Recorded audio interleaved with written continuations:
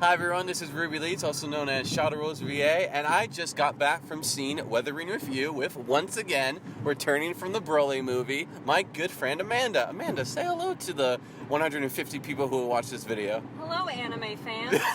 Hello, you fucking weebs. So, just like we did with the Broly movie, we're going to talk about Weathering with You until we get home. However long that will be. So, the way we're going to split this up is first we're going to talk about the movie pretending that your name never existed. Which is kind of difficult. I know, but we're going to try. We're going to do that. We're going to do that. We'll make this a spoiler-free review, Amanda. Okay. I don't know if that's possible for me. Okay. I'll do my best. Mini spoilers. Okay. We're going to talk about it as if your name never existed. And then we're going to talk about it as this is the predecessor, the follow-up to your name. Because it's really hard not to. So, Amanda, as an artist buff, as you may call yourself. Okay. Tell me about your thoughts on the animation of Weathering with You. The animation was gorgeous. It does that anime thing where it kind of like speeds up and then focuses on a thing for a little while and then like switches perspective, which I do get a little tired of it, if I'm honest, at times. But like the backgrounds, the 3D animation integration was beautiful. You could hardly tell that some stuff was 3D except for how the way it moved. Or background crowds. The dreaded curse of anime. I didn't notice a background crowd in 3D. CG crowds. I've become instinctively able to spot it because it's in so many anime. Yeah. But overall, like, the backgrounds were beautifully painted, beautifully rendered. The animation and the way the animation worked with the background, it just felt like a fully realized world. I know you said free of your name, but a lot like your name. Mm-hmm. That same kind of look. It's Motoko Shinkai for you. I would say that I remember one of my problems with your... I know we're not supposed to compare your name yet. This was your rule. But, I know. But, I also found... I do adore the characters. Did find the two main characters just a little bland. Had the same problem with the other movie. Mm-hmm. That doesn't exist yet. But everyone, especially the supporting characters, do fucking fantastic. My player boy. Senpai. My senpai. My elementary school senpai. He's got the chicks. But I always love when characters come together and these characters felt real. And one thing I did notice is that, much like with people in the real world, their personalities and attitudes changed with the weather. Mm-hmm. Just like the weather girl. Her mood affected the weather. The weather affects other people's moods. Absolutely. Which is very true in real life. And it was actually kind of fun to see the harshness of especially Tokyo in terms of runaways and children without parents. Because this ain't a regular anime where a 15-year-old kid can just live by herself. No, this is the real world. This is the real world. Where there are consequences. Mm-hmm. The whole city felt very suffocating most of the time for the characters. Very cluttered and hectic. And it just... Motoko Shinkai backgrounds reflecting what's going on in the internal space of the character. You know, I don't know why, but I'm in the biggest mood for McDonald's. You can tell this movie had some sponsors. I wonder if Yahoo Answers has any good recommendations for me. I don't know. You can definitely tell this was a spot. It's not as egregious as Code Geass and Pizza Hut. What? In Code Geass, they were heavily sponsored for Pizza Hut, so that's like all the characters eat. Really? Oh, we're gonna watch it. I'm gonna show you some clips now. I remember watching that in high school. I don't remember that at all. I'll show you some clips later. Shit. I would say that I enjoyed the voice acting overall. Think the guy who voiced the main character couldn't do high emotions just right. I felt like That's more your thing. I didn't really notice I think I heard I could hear his voice purposely cracking because he was voicing a teenager, but it didn't really work for what the scene provided. Yeah, okay. I just felt like, I don't know, he kind of stuck out to me. Okay. Everyone else did fine. I always love it when anime productions cast kids as actual kids for Senpai. Mm-hmm. And everyone else did good. And the Eggman was in it. The Eggman was Eggman. there. He was there. You told me before the movie, and I didn't even remember. Like, I didn't hear And it. then, yeah. And then at the end of the movie, you're like, there he is! There's Eggman. I just hear that. It's why when I recognized, when the niece, when it was Allison Brie, I'm like, oh, it's fucking Allison Brie. What's Eggman's real name? Mike Pollock. Mike Pollock, okay. That man's been voicing Eggman for 15 years, I want to say. Do you think he's a little mad about Jim Carrey? Like, I've been Eggman for so long. Well, that's live action Eggman. And now this skinny bitch comes Now in. this stupid idiot. Ben Schwartz, his name. Anything else you want to say about the movie where your name doesn't exist? I did find the music a little distracting this time around. Yeah, Great like, music. Okay. Also very similar music to that movie that doesn't exist yet. Gunshot, smash cut, anime music. Anime music. Book bang. Boku nara hanasi no boku That was a bit of a mood killer. That was a little off. Yeah, but I think a reason that it didn't work in this one, where it did in Your Name, was because this movie was too much like Your Name. Yeah. It's like producers grabbed Motoko Shinkai, tied him up, being like, listen, Shinkai, we know that you're getting sick and tired of people talking about Your Name, but we want you to make another one.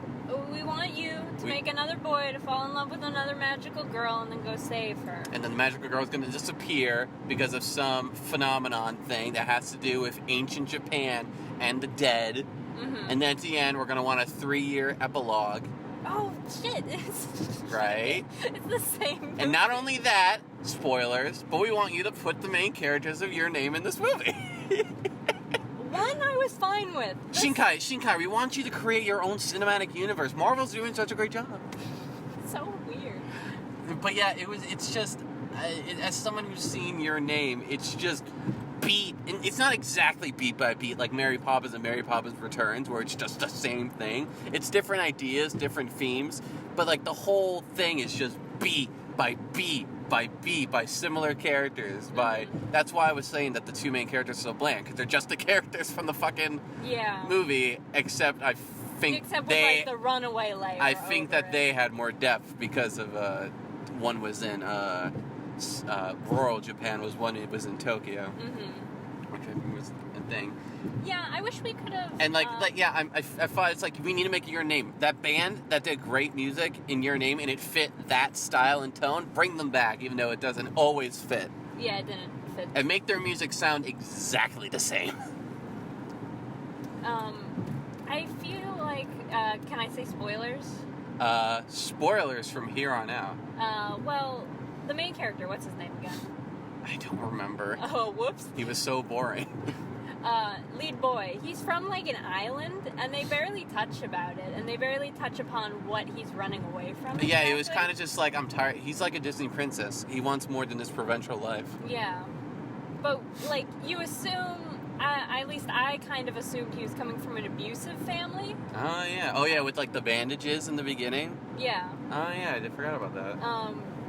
But it's not really well explained or well hinted at. You're just left to assume that he had something he had to run away from. Mm-hmm. So in reality, he could be just really entitled and be like, I deserve a better life than this. It kind of felt like that at times.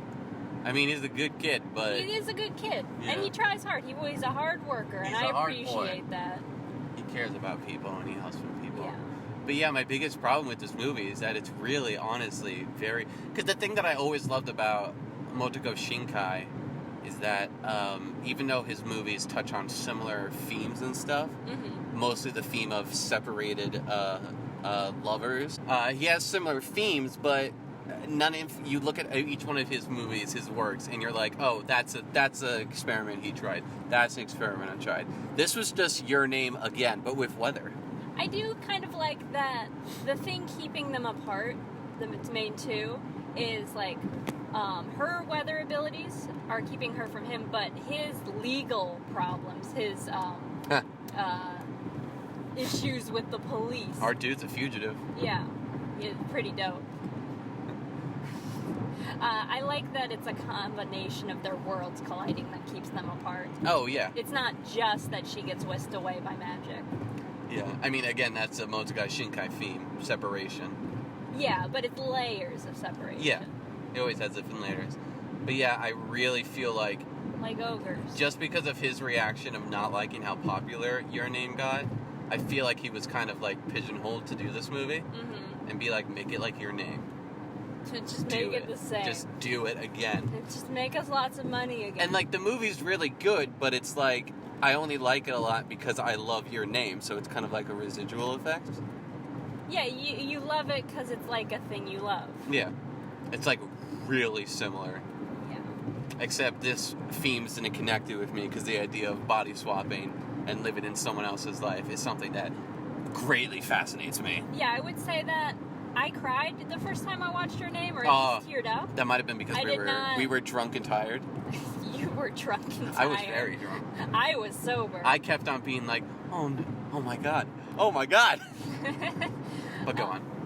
But this movie, I feel like there was one moment where I got like the throat thing. Get the feels. But that's just because of the way the music swells and the visuals they're showing you. It's emotional manipulation. Oh yeah, definitely. Your Name got a legitimate emotional reaction from me, as this movie got a shallow one. Oh, so in this movie, no subtle gaze. No subtle gaze in this one. No subtle gaze. No subtle gaze. There was the two women that they talked to at one point, but they were just standing next to each other. Yeah. Yes. But no. But yeah, I think to wrap this up, great animation, good supporting characters. Oh, great supporting characters. Love supporting characters. Senpai. And good themes and metaphors to do with the weather and people's emotions. Negatives, too much like Your Name. Music definitely did not fit in with the harsher tone that this movie was trying to get across. And it's not bad. It's good, but you can tell that they were trying to make this the second Your Name. Yeah, if you like Your Name, go see this. It's good. I mean, go see this regardless. Fucking animation in this is goddamn fantastic. Yeah. If you like seeing buildings underwater, go see this. So I think I'm going to give this movie a B. What would you say? Yeah, I'd give it a B. B. B plus. B plus. B plus for being very pretty. Very, very pretty.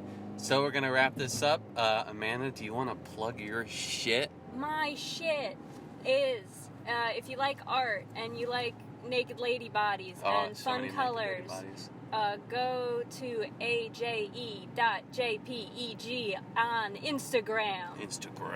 That's the only place I am. That's the only place. You can't find me anywhere else. Also comics. If you like comics about people that are kind of ducks but kind of not ducks, and ducks. Also skulls that are bushes. My bushes, boy! Come find my page. And you guys know where to find me, so thanks for tuning in, and we will see you maybe in the next movie. Thanks for having me, Ruby. Oh, you're welcome. Thanks for driving me. You're welcome.